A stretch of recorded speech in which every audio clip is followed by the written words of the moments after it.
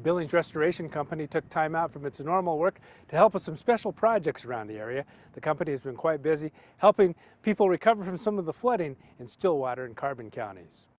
Months after flooding ravaged south central Montana, the cleanup continues, and companies like Alpha Omega Disaster Restoration have been swamped. It's just completely devastating for some folks. We did what we could as far as coaching people through the process that they might need to do themselves, because obviously a lot of that flooding was not covered by insurance. Sonia Sheets says many will be dealing with the aftermath of the floods for months to come. With those floodwaters, they're pretty harmful. She says removing soggy materials is the first step. We kind of just coached on how to remove the building materials and clean up afterwards, and just make sure that their area is dry before they kind of put back their insulation and sheetrock and painting and all of that. While many basements and homes were gutted in the days after the floods, many are waiting to make those repairs because contractors are booked.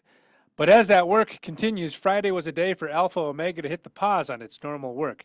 Crews broke up their routine to help with the company's third annual Kindness on Friday. Give back and just say, hey, here's our team for the day. Just give us a project and we can try to get it done for you and do our best. The company helped with landscaping at the Yellowstone Boys and Girls Ranch, painting at Adult Teen Challenge, and some yard work and cleaning at Community Leadership and Development Incorporated. That was a lot of fun for our team to be able to do. A break from normal day-to-day work like flood cleanup while helping the community in yet another way.